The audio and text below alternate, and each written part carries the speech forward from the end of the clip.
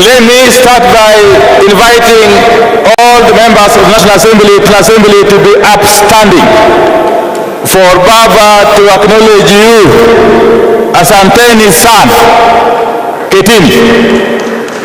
Baba, on behalf of the National Assembly, I just wish to report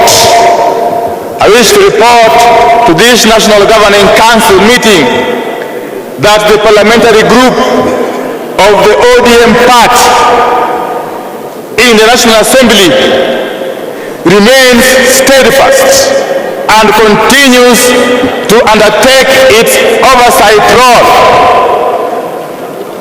despite the fact that we are dealing with an increasingly intransigent regime. Secondly, Baba, we have continued to maintain a critical mass amongst ourselves that is able to keep this government on its toes, despite the fact that they have tried many times to scavenge on our membership. You know, we are dealing with people who don't believe in multipartyism. There are people who, given a chance, would easily take this country back to the single-party state. And therefore, I want to thank my colleagues, members of the National Assembly, for remaining steadfast. I was earlier on asked to say something about NADCO. In 1 minute, I want to say this, fellow delegates.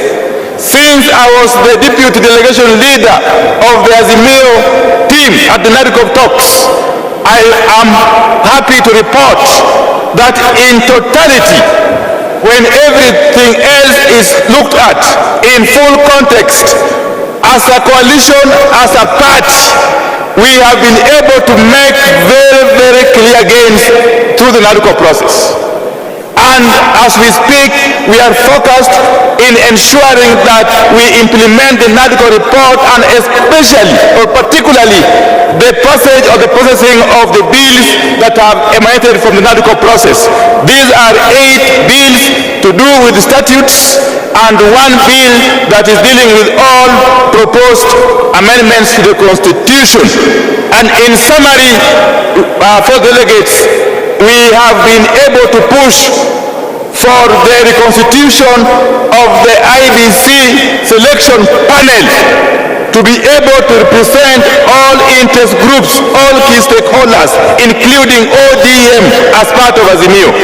We have also been able to push through amendments to the Political Parties Act to ensure that we do away, we disband the office of the political parties, office of the director of political parties, and in its place establish an independent commission that will draw its membership from the 2 coalitions.